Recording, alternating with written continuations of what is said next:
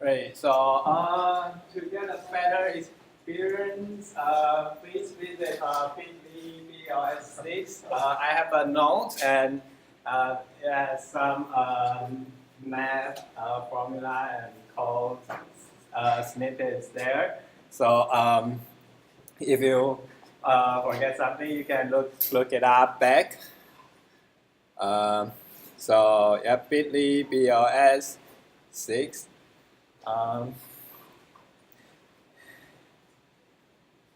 Right. So yeah, because recently I'm like organizing the code base a little bit. We are moving the BLS APIs from the Trinity, the Python client, to the PyECC. It's our cryptography library in Python. So I have spent some time to read the BLS signature and related theory, and so today we can like introduce it really slow, and I don't want to introduce the hairy detail of the pairing function, but let's get a really high level overview of how this signature scheme works. So let me.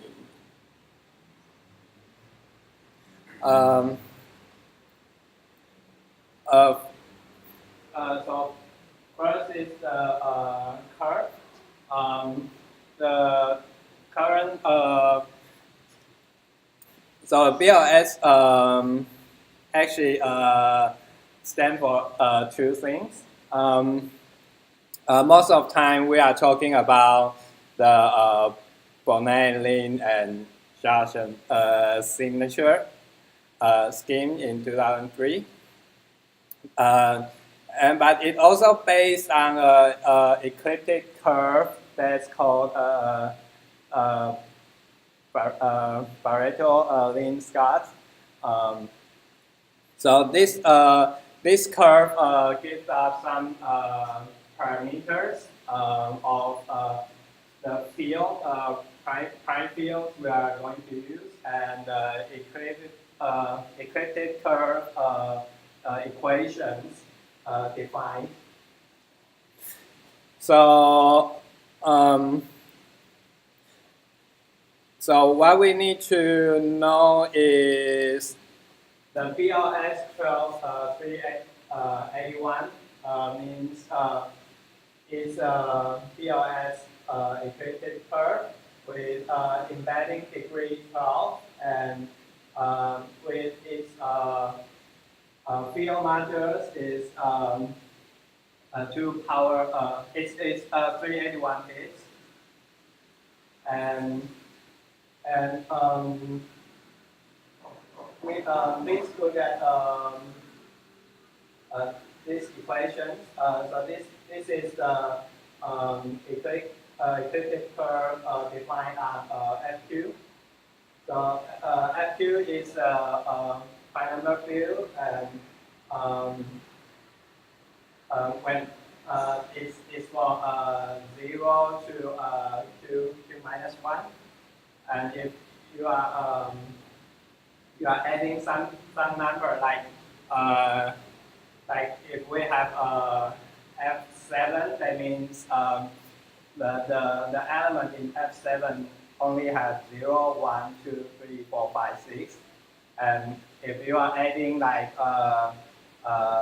6 plus 6, so that's 12. You have to minus 7 again to get 5. That's in the 0 to 6. So FQ is a the real number. So this curve is defined on the real number, and this curve is defined on FQ2. FQ2 is a complex context number prime number field. So you can see here has a imaginary part there. So with this curve defined, there's a subgroup called G1 and another subgroup called G2. So here we have a generator G1 defined with its x coordinate and y coordinate. It's real. Okay, it's integer. It's integer. So you can please, if you have this node, please drag it to the right. Make sure it's an integer. Okay, and so we also have another generator G2 that generated a group too. So what does that mean? It means if you raise G2 to a power of,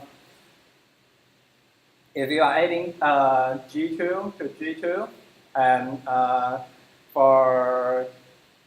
if you multiply it to 2, 3, 4, 5, and you can generate all the elements in the big G2 group. So if you have a node, please drag the coordinate and see here. This is a complex number. So here you have an imaginary part and a real part here. So okay, so this is the curve. We'll use it later. Any questions so far? No. Okay. Great. Okay. So here. So BLS signature is all about this magical function called pairing. So it maps from a G2 group, an element in G2 group, and a Cartesian product with the element in G1, and map it to the GT, which is FQ12. So it's a very huge parameter field, but we don't really care about FQ12 that much. So this binary pairing has a property called binarity. The binarity means if you multiply P 8 times and in a G2 element and Q to the B times, you can take this A and B out to the outside. But this is this has some details in here. When I said we raise P, we multiply P 8 times. This A is an integer, and P is a G1 element, which is a coordinate defined on elliptic curve. So when I say I want to multiply a point on like a point P times 2 means I need to double this point. And if I want to triple this point, I need to double it once and then add it to itself again. So wait, okay, I need that elliptic curve picture. Wait,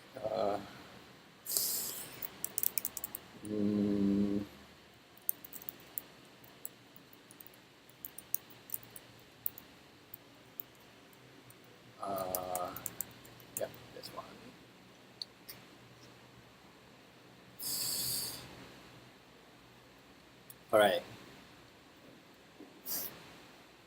So when you're adding points like this, you add it to when you add P and Q, so the result is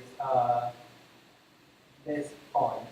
And if you are adding, if you are doubling P, means you add P with P. You use the tangent line and map to this point. So that's what multiplication in this place means. So pay attention to the functional signature here, the signature function, not the real signature. So this is element in G2, and here is element in G1.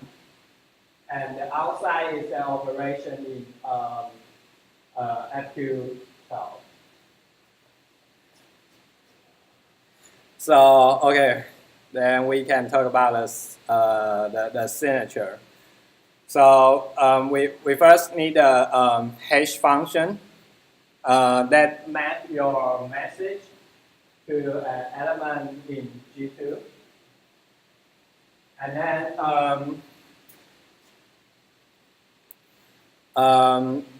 in a digital signature scheme, you need to sign. You need to sign and verify things, right? And you also need private key and public key. So so first, let's see how public key is generated. So you choose a random number in field Q. So this is a number from 0 to -1. And then, so this is, keep this alpha secret, don't let anyone else know. And then you raise the generator G1 to alpha power. So you have this public key H. So the discrete logarithm problem makes your alpha safe here. If the attacker knows H and G1, they cannot know alpha there. So to sign a message, you just raise the hash of the message to alpha power. So this is the signature. So it's really simple. If comparing to the ECDSA, if you know how to do the signing in ECDSA, you need a random number, and then you kind of a little complicated. But signing in BLS, you just raise the hash of message to the alpha power. And to verify, you need to verify if you have a message signature and a public key. You put them in here, signature and group one, message and public key, and you check if this pairing equals to this pairing. So the proof is really simple.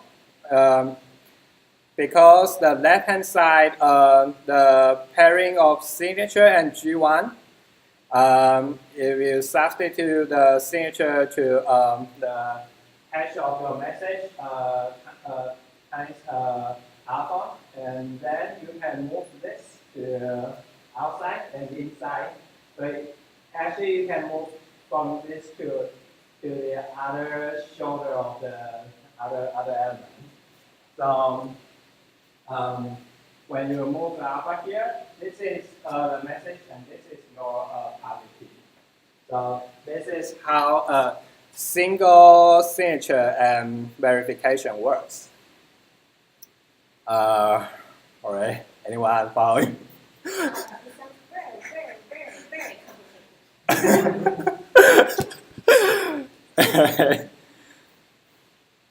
Okay, so let me show you some code here.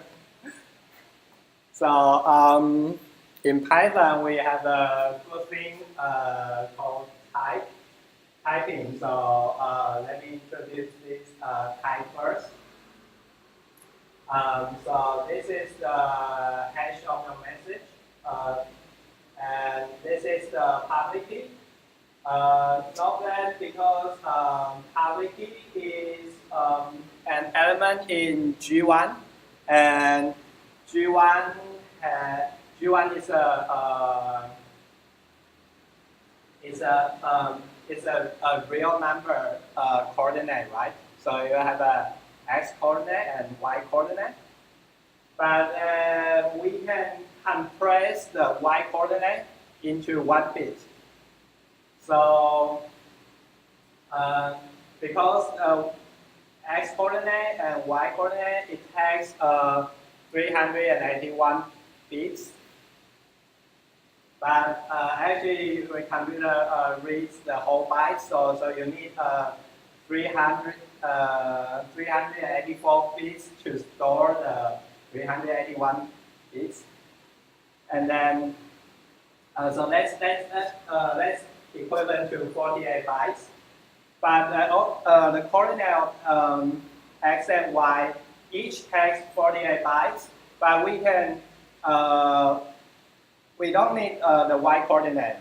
We just need 1 bit for the y coordinate, and put it in the rest of the 3 bits of the x coordinate. So we can compress the element in G1. So it originally x coordinate and y coordinate each takes 48 bytes. And now become a compressed coordinate only have 48 bytes. So the public key here only have 48 bytes. This is equivalent to this compressed G1. So so in the code base, we use this type to if you get lost, you can see what's the type in the function, so you know the type of the input and the output.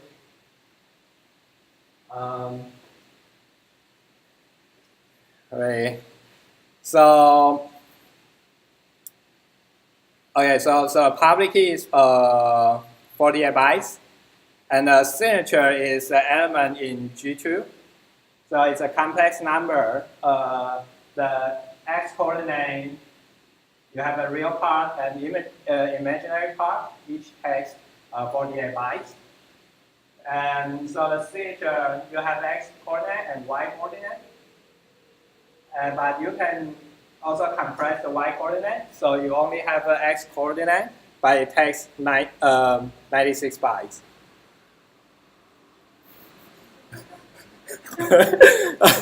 Okay. Right. Let me sign something. So to okay, let me see the. So that's from PYECC import BLS. Sorry, not much.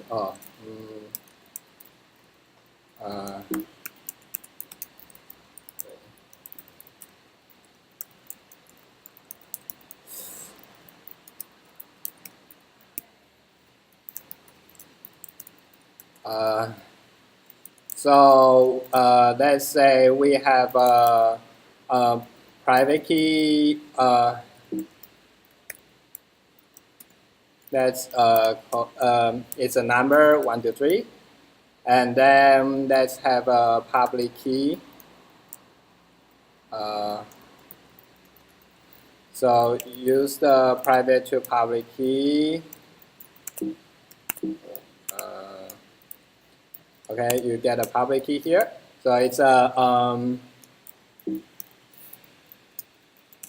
is a 48 bytes public key. Then let's say we have a message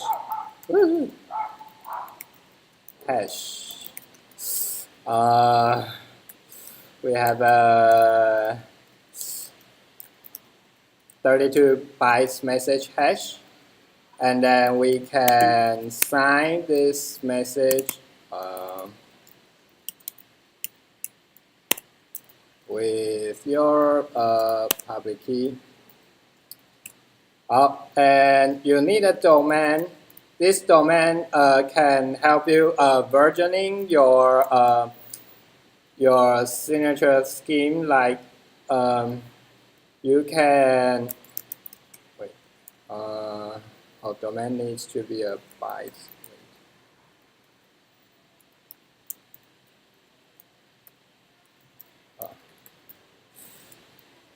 Bytes. Wait. 2 bytes.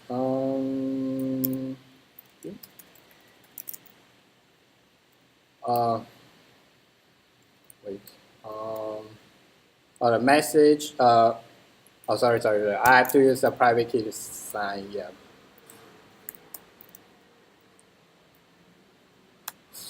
Private key. All right. So this is the signature.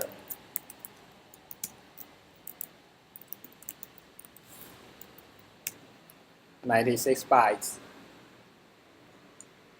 Right. So to do the aggregation, we can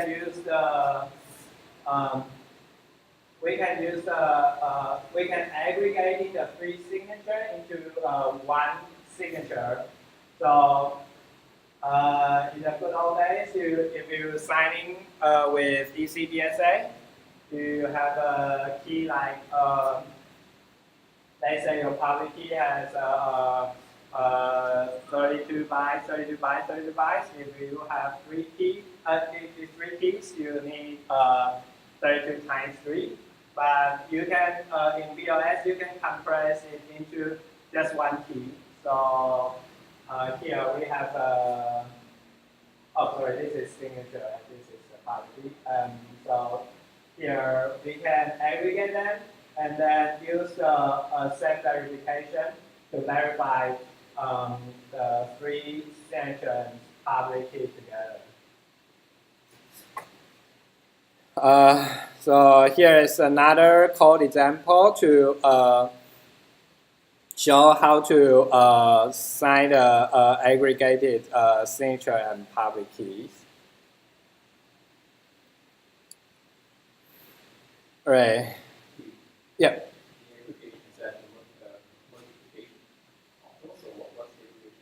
Okay, so the aggregation is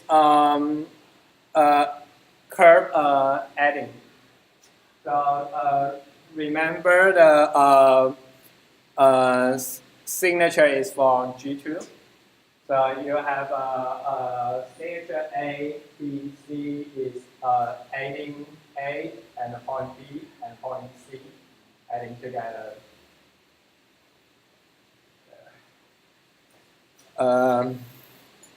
Yeah.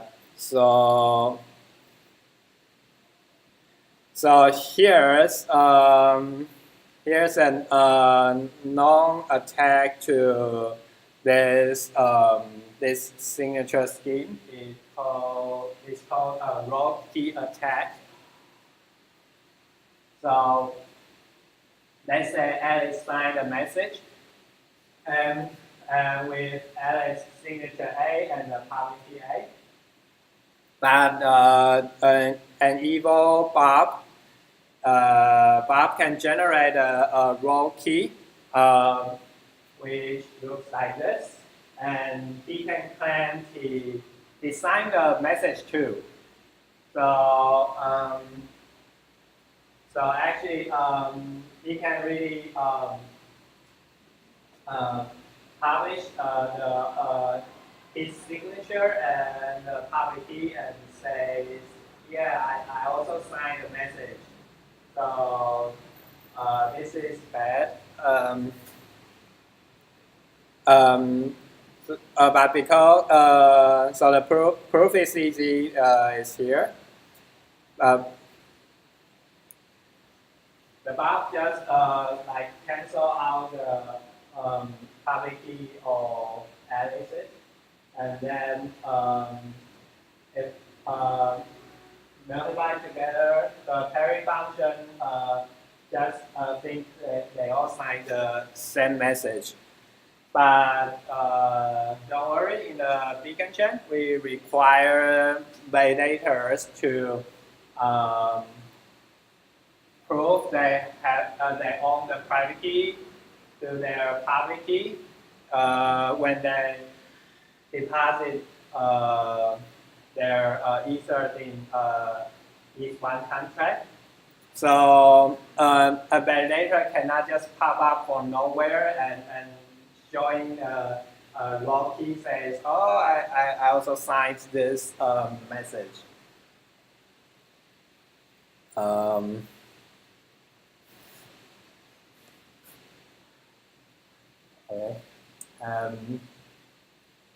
So yeah, but if you don't have this if you don't have these properties, you can also use the 2018 version of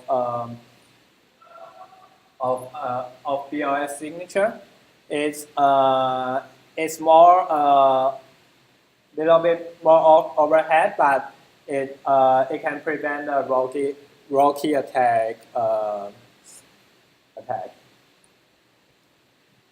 So what are the properties of BLS signature? So it's relatively simple if you don't consider the pairing function part. It has the pairing function is the most costly operation in the verification, but besides that, everything is simple. And also, it has another important property is it's deterministic. You don't need random numbers in ECDSA.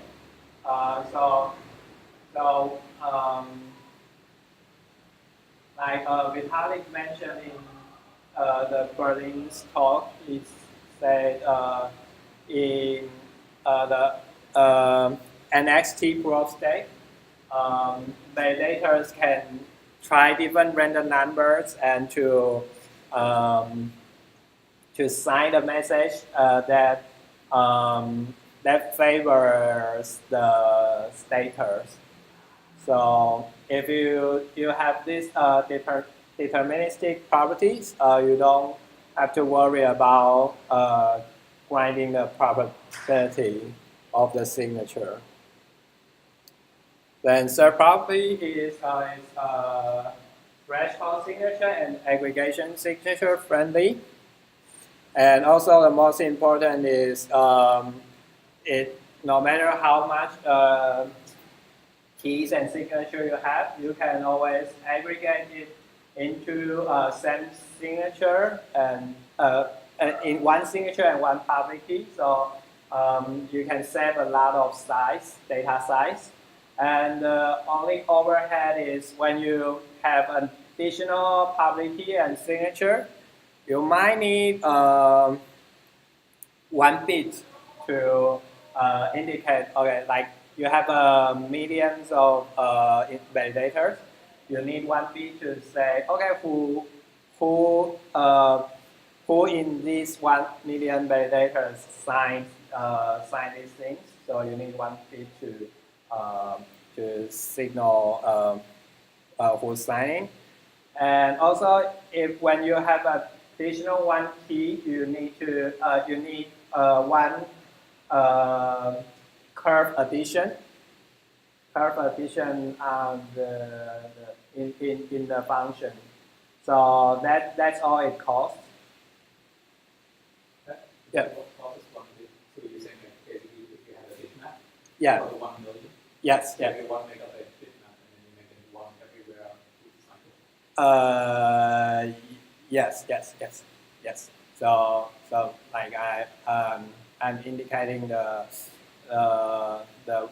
one and number validator number 1, 3, and 5 signing the signature. I need some bits to indicate they sign. So you don't. If you already stored all the public keys in your computer, you don't need those validators to send you the public key again.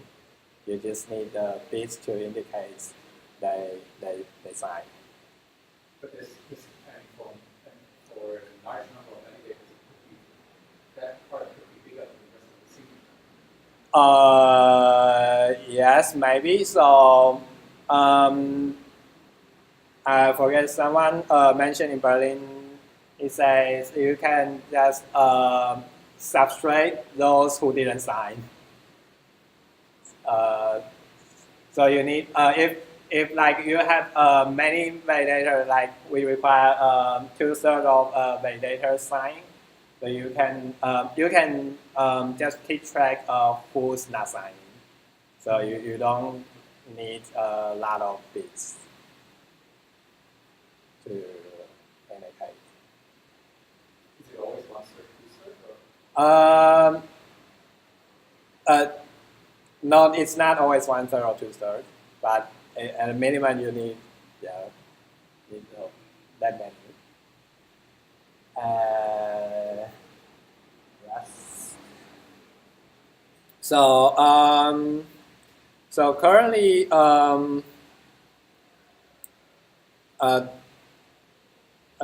Professor Dan Bonnet's team are working on a draft to standardize the BLS signature scheme.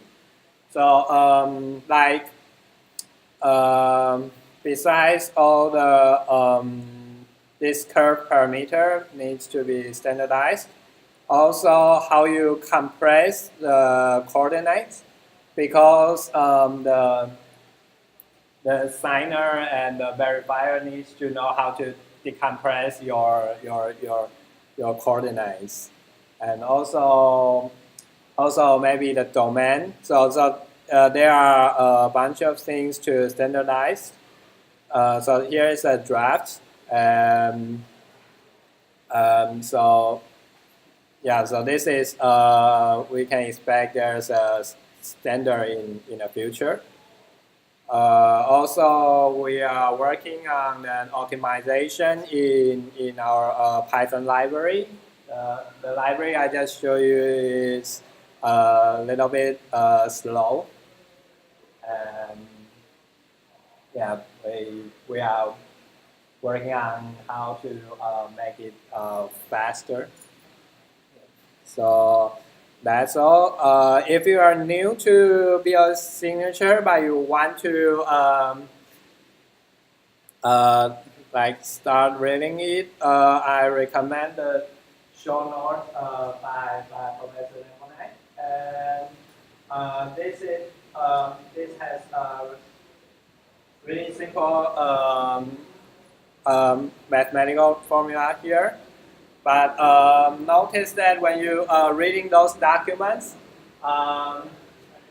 pay attention to what the group they are using, because different documents have different definition in G1 and G2.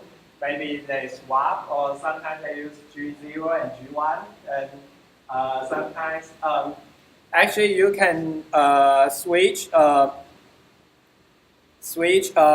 key and signature, because G1 and G2, G1 in this node, G1 is real number, is a small and faster group, and the G2 is a complex number. So you can imagine the multiplication and all the field operation are relatively slower.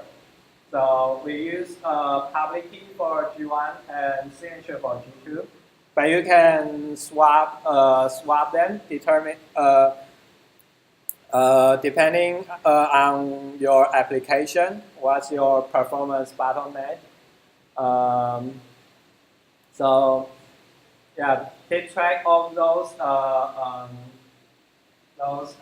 groups and generators, and you won't get lost in those documents. And for more technical details, you can read this behind Medium post. And to know how it's used on Chih-Cheng, you can read this Justin's research post. Maybe a little bit outdated, but not that outdated. And finally, you can listen to this like 30 minutes talk with Harry and Justin and talk in Berlin. So yeah, that's all. Any questions? Pairing is like the black magic, right? Yes. So yeah, it's a black magic. I haven't dived into the rabbit hole, but it has a expensive operation called meter group, and also it has a very expensive operation called final exponentiation. So that's what one way to optimize the performance in there. And yeah. The result size of the current result is 96 bytes. Yes. Yes. No, it's the result of pairing is not important. The pairing, the output of pairing is not important. The 96 byte is the signature, right? That's the hash. Hash your message to the group truth and raise to power of alpha here. So this is 96 byte. Pairing only that you check the if your signature, publicity, and message are they valid? Yeah, are they consistent? So the output is actually FQ12. That's a 12-dimensional element there. Yeah. How large is the binary But something cute we don't really need that output. So the actual implementation in here is actually, let me show you the. it's just checking whether they're equal, right? Yeah. So what it does here is it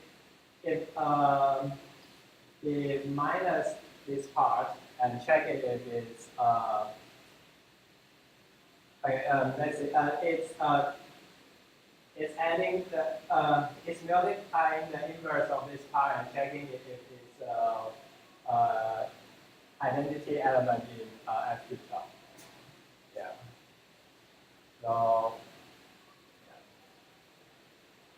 the dark magic is pairing. It can makes the decisional Diffie-Hellman problem easy. So we have three kind of problems. One is decisional Diffie-Hellman problem. When I give you G power A and G power B, can you determine whether a number is G power AB? And another problem is called computational Diffie-Hellman problem. Is when I give you a G power A and G power B, you can compute G power AB. And even harder is the discrete logarithm. So you have a DDH here, CDH here, and DL here. And pairing makes the DH easier, DDH easier, but makes the rest of two still really hard. So you can you still have the safety in here, but you can do many amazing stuff between here. Yep. Any more questions?